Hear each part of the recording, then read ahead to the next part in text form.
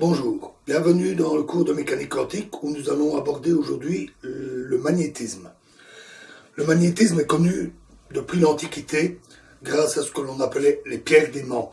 Actuellement, ils sont devenus très courants. Vous connaissez tous ces petits aimants, comme ceux que l'on place sur un frigo pour y attacher un post-it, par exemple, qu'on en appelle parfois des magnettes, ou tous les aimants qu'on retrouve partout, en particulier dans les haut-parleurs, il y a toujours un gros aimant assez puissant. En général, un aimant a une forme plutôt parallélépipédique, bien que d'autres formes puissent exister, par exemple en fer à cheval, avec deux pôles, deux extrémités, un pôle nord et un pôle sud. Le pôle nord est souvent représenté en rouge et le pôle sud en bleu. C'est une convention. L'aimant le plus connu, le plus ancien, c'est certainement la planète Terre elle-même. La Terre est un immense aimant avec le nord géographique ici, le sud géographique ici, que l'on appelle pôle nord et pôle sud, mais ce ne sont pas les pôles nord et pôle sud magnétiques. Ceux-ci sont généralement un peu décalés, donc si on prend l'axe terrestre, il y a souvent un petit décalage entre le pôle magnétique et le pôle géographique. De plus, au nord, on trouve le pôle sud magnétique et au sud, on trouve le pôle nord magnétique. Cette inversion nord-sud entre pôle géographique et pôle magnétique est parfois un petit peu source de confusion. Vous connaissez aussi les boussoles. Une boussole est simplement un petit aimant, avec là aussi un pôle nord et un pôle sud. La pointe qui indique le nord est la pointe rouge. Il est fixé sur un pivot. L'aiguille aimantée est fixée sur un pivot, peut s'orienter librement et les aimants s'attirant les uns les autres, l'aiguille de la boussole s'oriente pour indiquer le pôle nord. En fait, elle indique le pôle nord d'un aimant est attiré par le pôle sud d'un autre aimant. Donc, le pôle nord de l'aiguille est attiré par le pôle sud magnétique et donc indique le nord géographique. C'est de là que vient un peu cette confusion du fait que l'aiguille est attirée par le nord géographique. On a appelé ça pôle nord de l'aimant. Mais de fait, pour la Terre, ça devenait le pôle sud magnétique, d'où l'inversion. On trouve dans la nature des aimants, j'ai cité les pierres d'aimant, elles sont constituées de magnétite, un minerai de fer qui a la propriété de s'aimanter spontanément et en particulier sous l'influence du champ magnétique terrestre. Ainsi, on en trouve dans les laves des volcans, dans une coulée volcanique, les petites particules de magnétite, les petits cristaux de magnétite sont non aimantés parce que portés à trop forte chaleur. Et dès que la lave se refroidit, la magnétite va s'aimanter dans la direction de l'aimantation terrestre. Si on a une autre coulée de lave, on va également avoir la magnétite qui s'est orientée en fonction du champ magnétique terrestre. Alors, pourquoi une variation? Pourquoi ce n'est pas toujours la même direction? C'est parce que le pôle magnétique de la Terre, il change au cours du temps. Tous les quelques milliers d'années, les deux pôles magnétiques de la Terre s'inversent. C'est dû à la façon dont le champ magnétique est généré à l'intérieur de la Terre, sous forme d'une dynamo avec du métal liquide. C'est assez complexe et par des phénomènes de turbulence et de phénomènes cycliques, on a cette inversion périodique. C'est une aubaine pour les scientifiques, parce que si on trouve une coulée de lave, en mesurant l'aimantation de la magnétite, on peut savoir exactement à quelle époque elle s'est magnétisée. Et donc, si on trouve des fossiles qui sont coincés dans des couches entre les deux couches de lave, des couches de sédiments coincées entre deux couches de lave, on peut alors avoir une datation très précise, simplement en datant les deux couches de lave. Revenons à nos aimants. Comme nous venons de le dire, deux aimants, pôle nord et pôle sud, vont s'attirer. On va avoir une force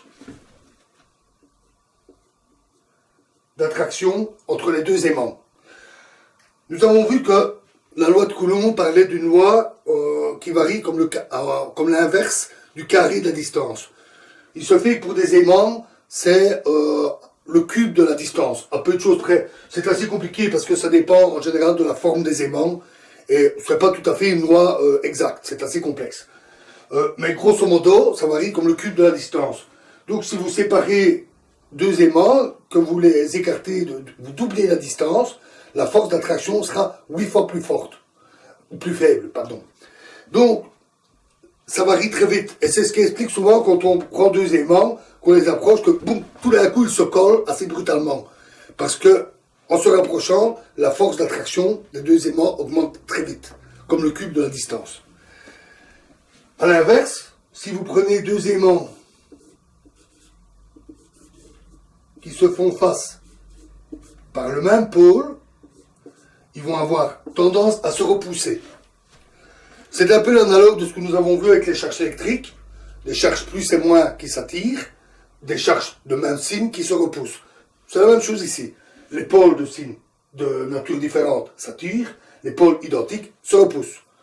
Il est à noter que on a toujours deux pôles, nord et sud. Donc, cette situation est assez instable. Si vous essayez d'approcher deux aimants qui se repoussent, en poussant dessus, ils vont avoir facilement tendance à basculer de façon à ce que le pôle sud revienne en face du pôle nord. Et donc, si on laisse les aimants bouger tout seuls et s'assembler tout seuls, ils s'assemblent toujours soit tête bêche, pôle sud ici, pôle nord là, pôle sud ici, ou alors ils se collent à la queue leu-leu, nord, sud, nord, sud, nord, sud, et ainsi de suite. Donc nous avons deux pôles. Est-ce qu'on peut les séparer? La réponse est non. Si vous prenez un aimant, un long barreau aimanté, avec un pôle nord, un pôle sud, et vous le coupez en deux, avec un marteau par exemple, vous aurez alors deux aimants, un avec un pôle nord et sud, et l'autre avec un pôle nord et sud. Vous n'avez rien gagné. Et si vous continuez à diviser,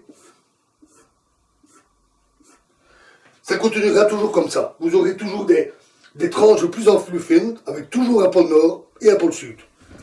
Jusqu'où peut-on découper? Jusqu'à l'atome. Et il se fait qu'un atome se comporte comme un aimant, avec un pôle nord et un pôle sud. Nous reviendrons sur les atomes, bien entendu. Il est un fait qu'à l'époque où on a étudié le magnétisme, au 19e siècle, les atomes n'étaient encore qu'une hypothèse. Et donc, on n'avait pas pu vérifier encore cela. Mais, si on reprend notre situation où tous les aimants se collent les uns aux autres tête bêche, on constate qu'un aimant, mais c'est jamais que des milliards d'atomes, des milliards de petits aimants collés les uns aux autres. C'est rien d'autre. Alors, une situation où on a deux pôles opposés comme ça, s'appelle un dipôle. Le nom est assez évident, di pour deux, donc dipôle. Pour les charges électriques, nous l'avons vu, c'est différent. Nous avons des charges électriques isolées, par exemple une charge positive, qu'on appelle un monopôle. On ne lui donne pas généralement ce nom pour une charge, mais c'est bien ce que c'est, un monopôle. Si on a deux charges électriques qui se collent l'une contre l'autre, puisqu'elles s'attirent, une plus et un moins, une moins, elles se mettent l'une contre l'autre, on a automatiquement un dipôle électrique. Cette fois-ci, donc plus un dipôle magnétique, mais un dipôle électrique. Donc la question qui pourrait se poser, c'est existe-t-il des monopôles magnétiques? Eh bien, il se fait qu'on n'en a jamais trouvé. Physiquement, ce n'est pas tout à fait exclu.